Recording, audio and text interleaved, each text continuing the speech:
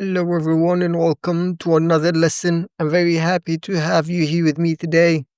Today, we're going to investigate some of the hidden options that you find in every node. And these are very important ones that a lot of people miss out on. And I want today to go over those so you can start utilizing them in your future workflows whenever you have an issue and whenever you have a problem.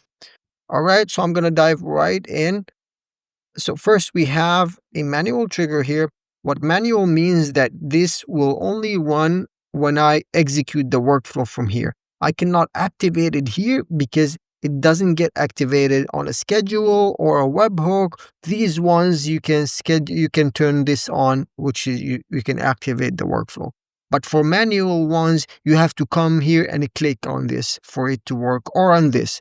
But these are very, very useful whenever you're testing. So if I'm testing a workflow, I want to activate it inside of this workplace, inside of this canvas. Okay.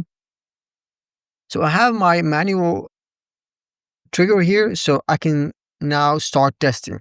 And the first one I want to start with is I have this JSON example here of several variables here. I can just connect this using the output from this to the input of this. And if I run this now, I would have one item coming out, and I would have these variables here. This is an array, and these are objects, and you have various variable types in here. What I want to go over is the settings in here. Now, these settings are very important, and I don't want to go over all of them. I want to go over specific ones that you will find useful later on. Okay, so first of all, what we want to go over is on error. So on error is a very good option here to use. Now, the default option is to stop the workflow, and this is an issue, right? Because if you have a workflow that is generating you money, automatically running always on schedule or every hour or every 10 minutes, then you're not constantly there to check if an error happens, okay? Now, this is good if you have an error workflow here. If you click on settings here, right? If you click on settings here, then you have here an error workflow that you can specify. In here, yeah, an error workflow. Here you can specify the error workflow here. But what I want to go over here is when I click on settings, there are other options. Now there are continue. So if an error happened, continue anyways. And this could be useful in nodes that are not essential for the whole workflow to run. Okay. But this is more important for me here. So continue using an error output.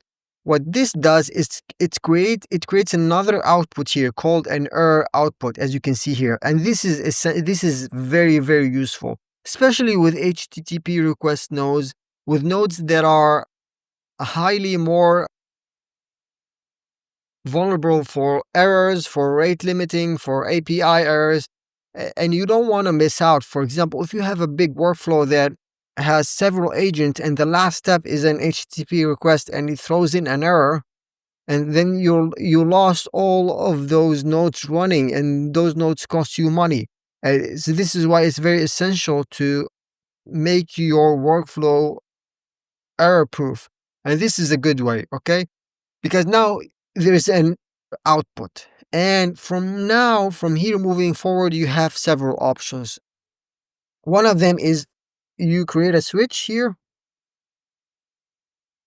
After you create a switch here, you would now specify each type of error. So if the error equals to, for example, request like limit time, like that you can't do any more requests, then the output would be here, specific output. If there's another type of error, then you would have another output. If there's another type of error, you'd have a different output. And then you would have all of these outputs. And then for each output, you would proceed in a certain way. And for specific outputs that are just related to the service is not available, or you hit your limit in terms of how many requests you can send, those types of error are not within your hand to fix. And those types of error are generally just fixed normally and naturally by just waiting. And these types of error where you can do a wait node here, right? You can do a wait node and then you can plug it back here. Okay. So what this does basically is, if the error is basically just that we're sending too much requests, it will go over here, waits a couple of seconds, and then tries again with all of the data that happened before. So you're not losing any data from before. All of your AI agents that ran before and you have the results will not be lost. This will try again in a couple of seconds when the timeout has passed, and then try again and it will work. So this is crucial and important. Now sometimes the error is a problem with you setting up the JSON with something that is not time based, and these are the ones that you can do here, where you can, for example, send an email to yourself, send a Slack message for you to notify, oh, there's an error that needs intervention. Or for example, the token, if you're using, for example, YouTube, or if you're using Google Drive, sometimes the token expires and you have to sign in again, right? Then you can send yourself an email that you need to sign in. Okay, but this is crucial for those types of error that you just need to wait for it, and after waiting, it will just work. All right, so this is the error path, and this is very important. Now, another one that I want to go over, and for this one, I'm going to use the Google Sheets here. So I'm going to connect it to Google Sheet, and I'm going to execute. So as you can see here, we have 7 items. Now, if I go and do another edit fields node here, whatever, let's write first name, for example. And if I run this workflow right now, as you can see, this one ran 7 times. Why is that? Because the previous one gave us 7 results. So it gave us 7 results, and within those, if the output here is 7 items, then every node after it will run 7 times, and this can be a problem. Now to fix this, you have several options. You can do a limit, and then do limit it to only 1 and execute.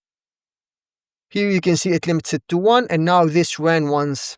And this is an issue because what if you have an agent here? What if you have an AI agent? Then you run the same prompt to the same agent 7 times, costing you 7x the amount of money spent. And this, you should be careful about that.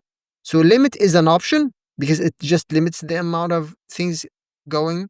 Aggregate is an option, but it only works for arrays. But the option that I want to discuss here is within the settings. Here, if you go to settings and you say execute once, if you click this, then it will only execute once.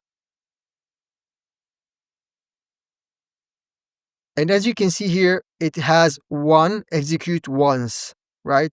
Now I put it on the wrong node because this is 1, like it executes once and it gets me the 7 item. But what I don't want this node is to execute several times. So I'm going to choose execute once on this node. And as you can see here, we have 7 items coming in and it executed only once, and you see the number 1 on it. Okay, that means this node will only execute once. Okay,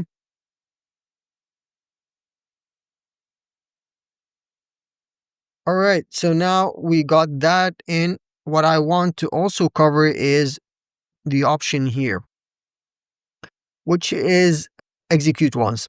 So if we have within this node, if we add a filter, for example, and if we're searching for the name called llama, for example, and if you execute this, let's re-execute the whole workflow. As you can see, it stopped here. It does not continue the workflow. And this can be a problem because I want this to continue even if it didn't find anyone with the with the name llama. And to do that, it's an easy fix is just going to the settings and choosing always output data. And once you do that, even if it didn't find anything, it will output an empty. So there's nothing here to output, but it will not block the process of the automation to be continued from one node to another. It continued and it ran this node and the nodes that will come after it. Okay, but if you don't have if you choose to not always output data, if it didn't find anything, it will not continue the path. And this is critical in some of the workflows for you to keep in mind. All right, so these are some, of course, there are other settings in here, like retry on fail, like duplicate item, display node. There are others, but these are the most essential ones that I use. Now, of course, you're welcome to retry on fail. Now, this one just retries if the node fails, and you can say how many times and the time between that. But this only caters for one type of things, and the option that I gave you here on error, this caters for several types of things. So it's not just if it fails and just let's wait and try again, but also you can specify other types. So this will handle all types of errors that you get. Every time you get a new error, you can add a new rule here and you put that type of error, and you can choose what you want to do if you got that type of error. So this is a more robust systems in case of an error than retry on fail. All right, so these are some of the node settings that I wanted to go over with you guys. These will safeguard and help your workflow moving forward. It will save you a lot of headache. Okay, thank you for watching. If you did like this lesson, please give it a like, subscribe for more videos, and see you in the next one.